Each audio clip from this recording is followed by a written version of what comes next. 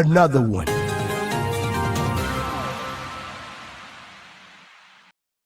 This one asks, do companies hire manual testers with no experience?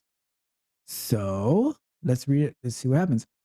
I have a degree in a completely unrelated field, biology. But recently, I have been looking into QA and feel like it might be something I would enjoy and be good at. I know a bit of the basics of Python just from learning it in my free time. I originally was thinking about going into bioinformatics, but that's about all the relevant experience that I have.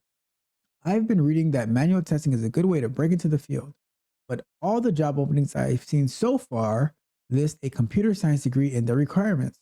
Are there any companies that hire manual testers with little to no experience? All right. So this is a great question, like I said, right? Um, so I have talked about this before.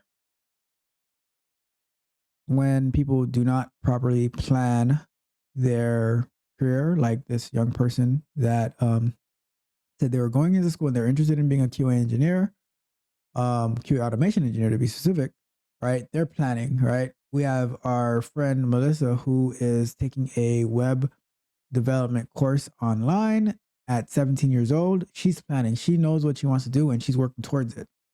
But not to dig in too much, but like I just would ask like, so why did you go and get a degree in biology and probably spent some money on it? Hopefully, God forbid, like you didn't take out student loans and then now you have to pay back a loan for something that you are not going to use at all, right? Although like bioinformatics, I'm not even sure what that is, but if that can allow you to get into the tech industry and use your biology degree, I would say explore that. Like, don't throw it all away. What you learned, because like biology is not a bad thing to learn, to be honest with you. But you have to make like you have to use it because if you're gonna go into biology to become like a school, like a high school teacher, then you threw it away. But let's say bioinformatics is a well-paying job and it can like excel you, then I would say definitely look into it. But to answer your question in particular, to be specific, do companies hire manual testers with no experience?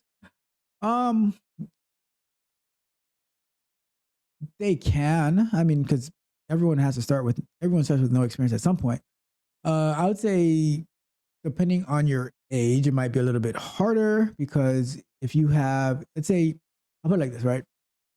You have somebody who is fresh out of college, 22, 23 years old, with no, they don't have any experience because they're fresh out of college, but they went to school for computer science versus somebody who is older, who's been working in other industries. So let's say they're 35, 36, and they want to transition into the tech industry.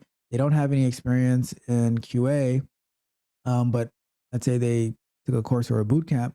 So they have the knowledge. So let's say both took the course in like they both have the QA knowledge, but they both don't have any experience.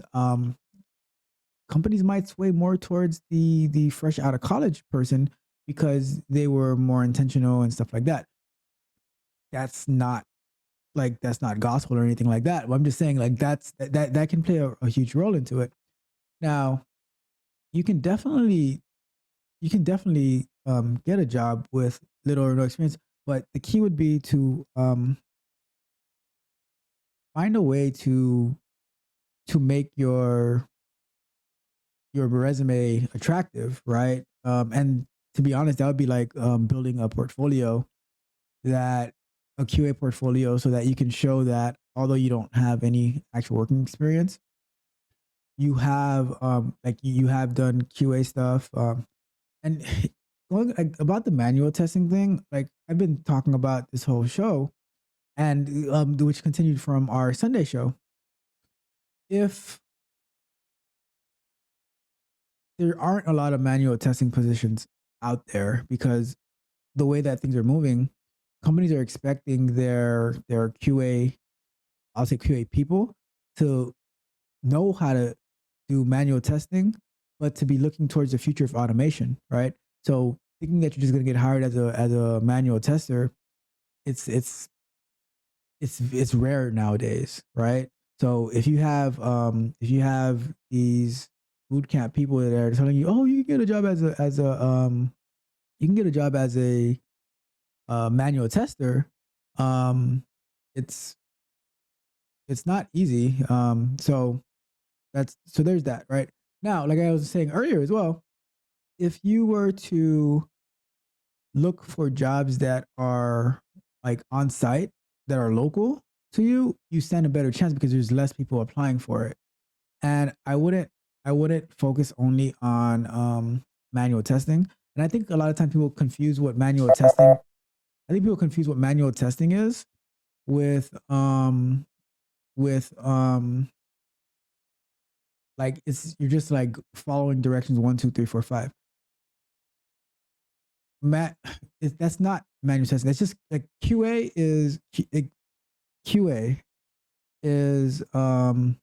being able to write test cases, being able to analyze a website, being able to properly report defects, which I think in the manual testing courses or boot camps and classes and stuff like that, they're teaching you how to do QA, which is very important. But I don't think that you can like limit it there because, like I said, everything is moving towards automation, and it's not that automated testing is replacing manual testing. It's just that automation engineers, QA engineers, are replacing manual testers because it's like what's going on right now at like these fast food restaurants, where you had these servers and these the people who take your order. They were getting your order wrong. They were being rude. They were like costing the company money, and they were demanding to get paid to get paid a lot more money.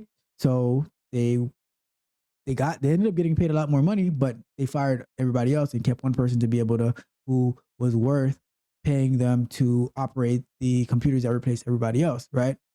So you got to keep growing because if not, if you don't evolve, you're gonna go extinct, right?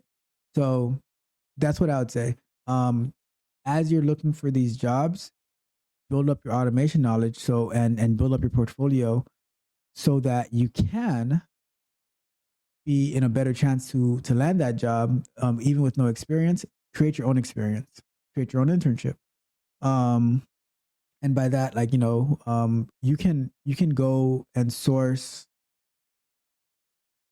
QA freelancing jobs and that are on like what are those websites like Upwork and stuff like that. And if you need that experience, build your own internship. Why don't you take one of those freelance jobs that are asking for QA, and you say, "Hey, I don't have any experience, but I'll do it for free so I can get some experience, right?" Oh, or are you too good in your lack of experience to work for free, right? Because you're not working for free, you're working for experience, and that's what a lot of people lack, and that's what people are trying to get. So get paid in the form of experience. That way we both win. So yeah, so that's that. Yeah, but like everything is a competition, because you didn't properly plan in the beginning. Now you're competing with the people who have computer science degrees, and now you have to prove why you should get hired over the people who have the requirements that they're asking for.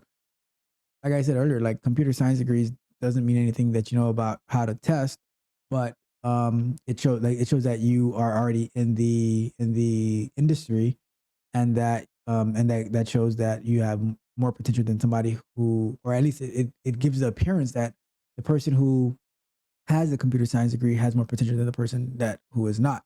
So you need to it's just you have to work harder to show that why they should choose you over the other person. So if you enjoyed the fascinating information shared in this video and you want more, be sure to hit the subscribe button to Tech Coach Ralph to be notified for new videos.